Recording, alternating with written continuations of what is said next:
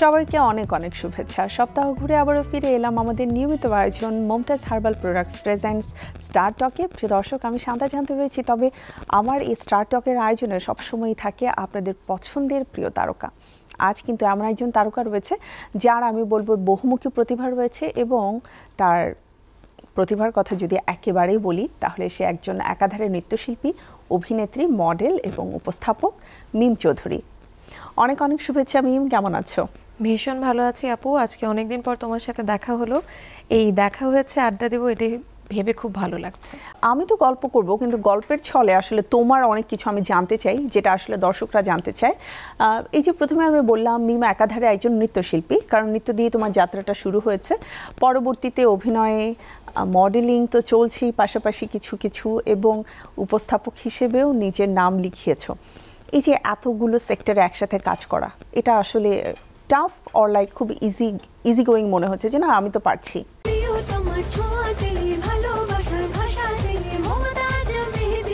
মমতাজ গোল number 1 মেহেদি, মানে প্রিয়জন প্রিয়তমার মেহেদি। প্রথমত মাফ করে দিও, উপস্থাপনা কতটুকু পারি জানি না, চেষ্টা করছি আর কি। শেডিউলের ক্ষেত্রে একটু আমার জন্য টাফ হয়ে যায়। অভিনয় নাচ অতপ্রতভাবে জড়িত, সো এখানে একটু আমার জন্য খুব একটা অসুবিধা হয় না। ডিরেক্টর, বিজ্ঞ যারা আছে, কো আর্টিস্ট, তারা সবসময় হেল্প করে। বাট যদি আমি এই সবগুলো কাজকে সবসময় শেডিউলের মধ্যে রাখতে চাই, তখন অনেক কিছু সাফল করতে হয়, অনেক সময় অনেক জায়গায় কম্প্রোমাইজ করতে হয়। সেটা যেহেতু ম্যাক্সিমাম কাজই হচ্ছে, সবগুলো কাজের ক্ষেত্রে ইন্ডিভিজুয়াল না, গ্রুপ অনেকেই জড়িত থাকে, তো তখন একটু প্রবলেম দেখা দেয়। এছাড়া এখন পর্যন্ত সব কিছু ঠিকঠাক আছে। ওকে, সো কোন জায়গাটাতে আসলে নিজেকে তুমি দেখতে চাও, যে একটা যদি নির্দিষ্ট পরিচয়ে তুমি পরিচিত হতে চাও, যে তোমার অডিয়েন্সরা মিম চৌধুরীকে ওই একটা জায়গাতেই চিনতে চায়, তাহলে সেটা কোন সেক্টর হবে? নাচের ক্ষেত্রে নিজেকে প্রমাণ করতে পেরেছি বলে মনে করি, তো এখন অভিনেত্রী হিসেবে, একজন দক্ষ অভিনেত্রী হিসেবে নিজেকে প্রমাণ করতে চাই। তুমি যখন তোমার অভিনয় দেখো তখন কি মনে হয় নিজের কোন জায়গাটাকে অনেক বেশি ইমপ্রুভ করা উচিত, বা এই জায়গাটা আমি খুবই ভালো করি, কি মনে হয়? ভালো কতটুকু করি বলতে পারি না, কিন্তু যেটা হয় যে নিজেকে দেখতে গেলে নিজের ল্যাকিংসই সবচেয়ে বেশি চোখে পড়ে। তো তখন যে কোনো প্রজেক্টে মনে হয় যেখানে আমি আরেকটু ভালো ডায়লগ থ্রো দিতে পারতাম, ভয়েস মডুলেশনটা আরেকটু কাজে লাগাতে পারতাম। কারণ আমাকে অনেকে বলেছি, এবং আমিও যেটা খেয়াল করেছি, ভয়েস অ্যাক্টিংয়ের ক্ষেত্রে, মডুলেশনের ক্ষেত্রে আমি অনেক উইক। তো আমি সেটা কাজ করার চেষ্টা করছি, এবং এখন সবচেয়ে বেশি ওটাই চোখে পড়ে যে আচ্ছা আমি ডায়লগটা আরেকটু ভালোভাবে বলতে পারতাম। বর্তমান সময়ে তো খুবই ভাইরাল প্রথা চলছে যে সবাই যে কোনো না কোনোভাবে আলোচনায় না সমালোচনায় থাকতে চায়, কারণ সমালোচিত বিষয়গুলোই দর্শক অনেক বেশি দেখে। সো এই মানে ভাইরাল বা ভিউ প্রথা, এটাকে আসলে তোমার কি মনে হয়? নিজে কখনো চেষ্টা করেছো? না, নিজে কখনো চেষ্টা করিনি, কিন্তু কাকতালীয়ভাবে বেশ কিছু নাটকের ডায়লগস ভাইরাল হয়েছে, অথবা কোনো পেজে, এখন সোশ্যাল মিডিয়ার যুগ, পেজে যদি রিল দিয়ে থাকি সেটা ভাইরাল হয়েছে। কিন্তু আমার কাছে ভাইরাল বিষয়টা খুব একটা পছন্দের না, কারণ অনেক গুণী শিল্পীরা আছে যারা হয়তোবা সেই প্ল্যাটফর্মটা পাচ্ছে না এই ভাইরাল একটা মানে চলের কারণেই। সো আমি এটা সাপোর্ট করি না। অনেকদিন দেশের বাইরে ছিলে, কাজে ছিলে, আর ব্যক্তিগত সফরে ছিলাম। সবাই তো আমরা যদি দেশের বাইরে যাই তাহলে বলে নিজের টাকায় আমরা ঘুরতে পারি না, মানে কি করে গেলাম, ছবিকে তুলে দিল, কিভাবে এত এক্সপেন্সিভ প্রোডাক্ট আমরা ইউজ করি। এই ক্ষেত্রে তোমার কি বক্তব্য? আমার সাথে একই ঘটনা। মানে আমেরিকা যেহেতু ছিলে, ডেফিনেটলি ওখানে এক্সপেন্স অনেক বেশি, কেনাকাটা অনেক করতে হয়েছে।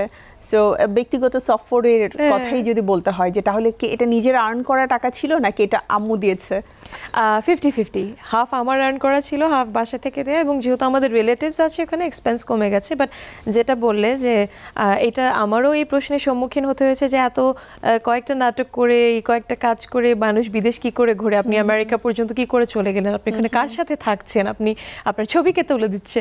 তো ফাইনালি আমার কমেন্ট বক্সে আমার মায়ের ছবি দিয়ে দিতে হয়েছে, যে আমার মা আছে আমার সাথে, আমার ফ্যামিলি আছে। মানে এই যে অডিয়েন্সকে বা অনেক সময় আমাদের অনেক পরিচিত জনদেরকে কেন আমাদেরকে প্রমাণ করতে হয় যে আমি আসলে আমার নিজের অর্থকে লগ্নি করে এখানে ঘুরতে এসেছি, এবং আই হ্যাভ এনাফ মানি যে আমি নিজেকে নিয়ে ঘুরতে যেতে পারি?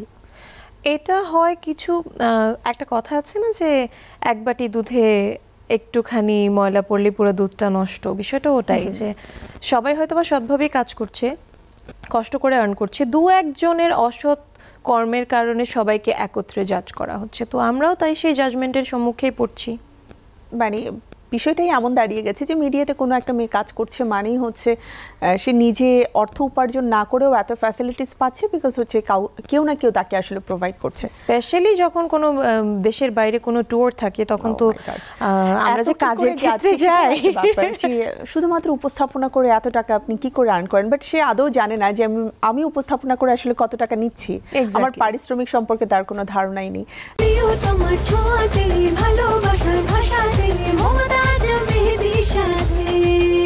মমতাজ মেহেদি, প্রিয়জন প্রিয়তমার মেহেদি। সো মিম, এতক্ষণ তো কাজ নিয়ে অনেক কথা হলো, ঘোরাফেরা নিয়ে কথা হলো, মেবি আবারও ফিরবো, কিন্তু তার আগে আমি দেখতে পাচ্ছি আসার পর থেকে যে you have a very good texture of your skin, এবং আমি বলবো না যে তুমি অনেক ব্রাইট, বাট তোমার যে কালারটা মানে আমাদের বাংলাদেশের যে এনভায়রনমেন্ট ওভারঅল সব কিছু মিলিয়ে আমাদের এই সাবকন্টিনেন্টে এই স্কিনটা হচ্ছে সবচেয়ে বেশি সমাদৃত, সুন্দর। সো কিভাবে আসলে মেনটেন করো? বেসিক্যালি জিন্স বাবা মার বদলতে পেয়েছি। আর যেটা হয় যে হ্যাঁ, প্রতিদিন আমাদের অনেক বেশি ধুলার মধ্যে, লাইটের মধ্যে, সানের মধ্যে থাকতে হয়, তো যেহেতু আমাদের বাহ্যিক রূপটা অনেক বেশি ম্যাটার করে এই ইন্ডাস্ট্রিতে, তো সেটা টেক কেয়ার করতে হয়, থরলি ক্লিন যত করতে পারি, আর হচ্ছে যতটুকু সানস্ক্রিন ইউজ করতে পারি। এর বাইরে খুব একটা যে যত্ন নেওয়ার সুযোগ হয় আপু তুমিও জানো সেটা হয় না। হ্যাঁ, আমাদের তো একটা মেকআপে দেখা যায় 12 ঘন্টা থেকে 16 ঘন্টা কেটে যায়, কখন আমরা নিজেরাও বুঝি না, কিন্তু তারপরেও হয় না যে বাসায় আছো। আমার যেটা হয় যে একদমই পার্লারে যেতে ইচ্ছে করে না, এটা রিজন হচ্ছে ওখানে গেলে অনেকটা সময় আমাকে পার্লারে দিতে হয়। সো যে সময়টা আমি ফ্রি টাইম পাই আমার কাছে মনে হয় যে বাসায় থাকাটা খুব বেশি ইম্পর্টেন্ট। সো চিন্তা করি আচ্ছা ঠিক আছে, ভেতর থেকে কি করে ডিটক্সিফাই করা যায় নিজেকে, বা স্কিনটা যদি কোনোভাবে একটু টেক কেয়ার করা যায়, স্পেশালি যখন আমার কিছু রেমেডিজ আছে। কি কি বলো? আমরাও আজকে জেনে নিই তোমার গোপন রূপের রহস্য। আমি হচ্ছে যেটা করি যে কাঁচা হলুদটা, অনেকে কাঁচা খেতে পারে, আমি পারি না, আমি দুধের সাথে গরম করে বলক দিয়ে তারপরে দুধ খাই আর কি। Wow, that's why you have Yellowstone. হ্যাঁ হ্যাঁ, মেবি। আর যেটা মানে মেবি না, তুমি আমাকে জাস্ট অনেস্টলি বলো, সেটা হচ্ছে অনেক সময় হয় না যে একটা রেমেডি আমরা যখন টানা কিছুদিন আসলে প্র্যাকটিস করি আমরা কিন্তু বুঝি যে একটা চেঞ্জেস আসছে। হ্যাঁ, তো তোমার কাছে কি মনে হয়? আমার কাছে এটা সবসময় আমি চেষ্টা করি যে যখনই দেখি আমার স্কিন টেক্সচার একটু রাফ হচ্ছে, অথবা আমার কাছে মনে হচ্ছে যে আমি একটু কালচে হয়ে যাচ্ছি রোদের কারণে, তখন আমি এই একটা রেমেডি ইউজ করি। আরেকটা রেমেডি হচ্ছে যেটা বেসন, কফি, গ্লিসারিন, এই তিনটা মিক্স করে একটা প্যাকের মতো, যদি স্কিনের বেসনটা খুব বেশি কাজ করে বিকজ বেসনের ভেতরে হচ্ছে নিয়াসিনামাইড, যেটা এখন অনেক বেশি ফেমাস। নিয়াসিনামাইড মিনারেলটা আছে, তো এটা খুব বেশি হেল্প করে স্কিন ক্লিনিং এর ক্ষেত্রে এবং ব্রাইটনিং এর ক্ষেত্রে।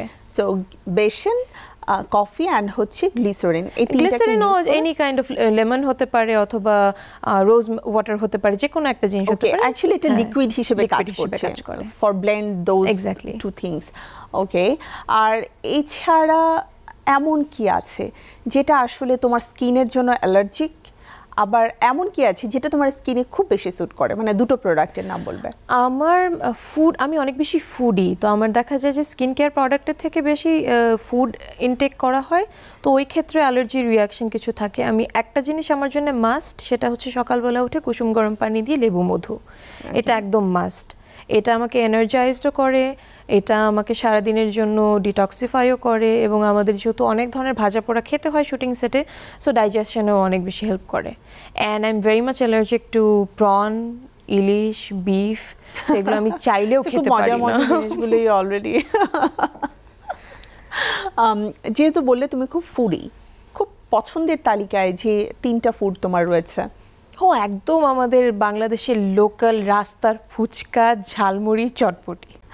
যাক, তারপরেও মানে সবকিছু মিলিয়ে আমাদেরকে তো প্রচুর বাইরের খাবার খেতে হয়, একটু সতর্কতা অবলম্বন করা উচিত, স্পেশালি সামার টাইমে, বিকজ ওই সময়টাতে খুব দ্রুত অ্যাকচুয়ালি পয়জন গ্রো করে, ব্যাকটেরিয়া গ্রো করে। আমি চেষ্টা করি ওই টাইমে যতটা সম্ভব হোমমেড ফুড খাওয়ার এবং হচ্ছে ডাবের পানি খাওয়ার, যতটুকু বডিকে হাইড্রেট করা যায়। এটাকে অ্যাকচুয়ালি আমাদের প্রায়োরিটি লিস্টে রাখতে হয় তখন। আর সবচেয়ে অপছন্দের খাবার যদি তোমাকে দাওয়াত করে ওটা খেতে দেয় তাহলে তুমি রেগে যাও? আমি দাওয়াত করে যদি আমাকে কেউ খেতে দেয়, আমি হচ্ছে এটা খুব সবাই অবাক, আমি মাটন খাই না। হ্যাঁ, তো দেখা যায় ম্যাক্সিমাম দাওয়াতেই মাটন তো থাকে, যখন বলি যে সবাই মনে করে এটা একটু দাম বেশি তো, হ্যাঁ যদি গেস্টকে মাটন দেওয়া হয় গেস্ট কিন্তু খুব খুশি হবে। হ্যাঁ, তো দেখা যায় মাটন যখন বলে মাটন খাই, তখন আল্লাহ তুমি মাটন খাও না, একটু খেয়ে দেখো। আরে বাবা আমি খাই করে, রাইট? হ্যাঁ, ওই ফোর্সটা পছন্দ না আর কি। এটা আসলে খুবই বিরক্তিকর, অনেকে বোঝে না। এবং একটা সার্টেন টাইম আছে, আমরা যেহেতু রেগুলার ডায়েটটা মেনটেন করার চেষ্টা করি, একটা সময়ের পরে যেয়ে কিন্তু আমরা চাইলেও অনেক খেতে পারি না।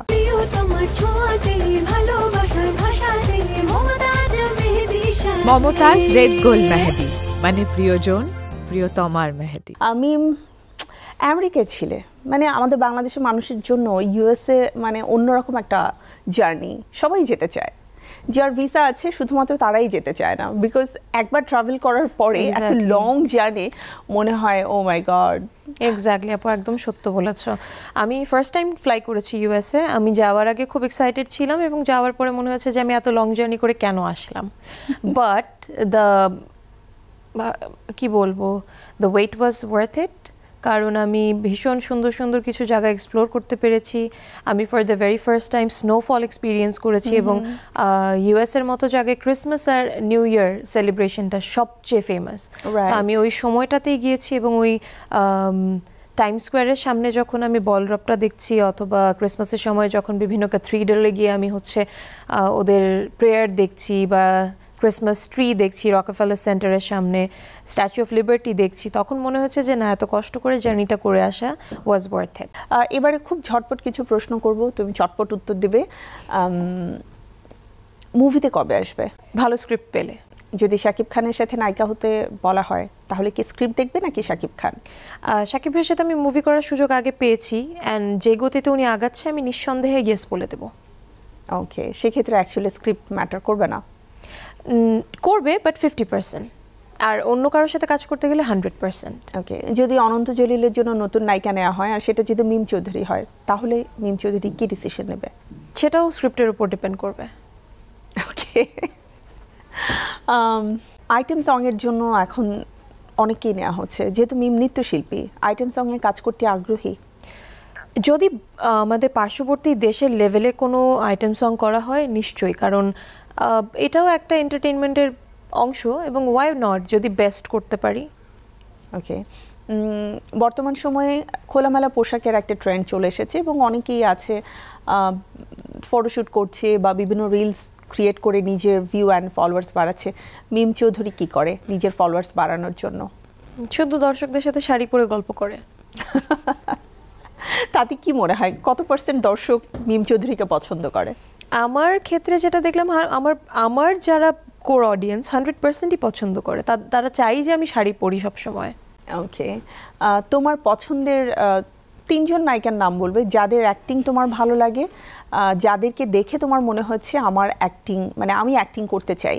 অপি করিম, নুসরাত ইমরোজ তিশা, আর জাকিয়া বাড়ি মমো। ওকে, এরা তো ছোট পর্দার হলো। বড় পর্দায়? বড় পর্দায় বাংলাদেশে শাবনূর। ওকে, ট্রাই করেছো কখনো শাবনূর আপুর কোনো ডায়লগ? কখনো না, আমার সাহসী হয়নি। তাহলে চলো আজকে আমরা ট্রাই করি। শাবনূর আপুর একটা খুব কমন ডায়লগ আছে যে শাবনূর আপুর একটু কেঁদে কেঁদে নাকি নাকি কণ্ঠে কথা বলতে পছন্দ করে। আনন্দ অশ্রু তো নিশ্চয়ই দেখেছো? দেখেছি। প্লিজ আনন্দ অশ্রু থেকে একটা ডায়লগ। ও গড, ডায়লগ তো এই মুহূর্তে মনে পড়বে না, কিন্তু আমার খুব পছন্দের একটা গান আছে, নিশ্চয়ই তোমারও ভীষণ পছন্দের। আমি গানটার 2টো লাইন শোনাতে পারি, যদিও আমি সিঙ্গার না, বাট ভালো লাগা থেকে। হ্যাঁ। তুমি মোর জীবনের ভাবনা, হৃদয়ে সুখের দোলা, নিজেকে আমি ভুলতে পারি, তোমাকে যাবে না ভোলা, তুমি মোর জীবনের ভাবনা, হৃদয়ে সুখের দোলা।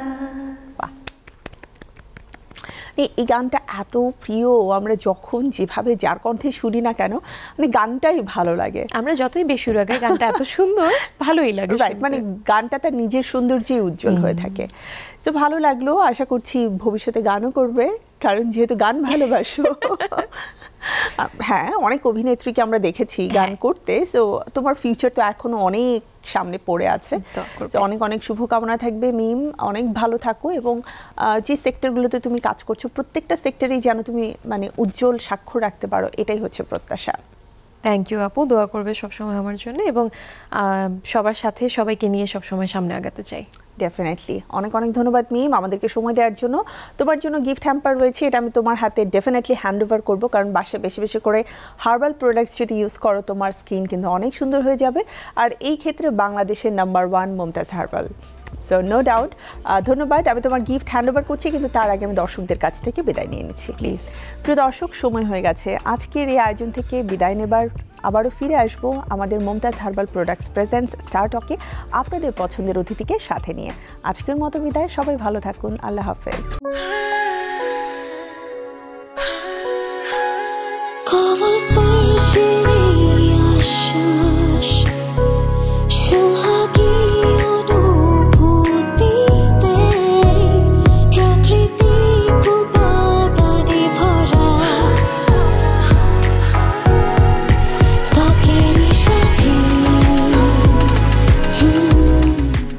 নাম্বার 1 হেয়ার রিমুভাল ক্রিম, সৌন্দর্যের আত্মবিশ্বাস।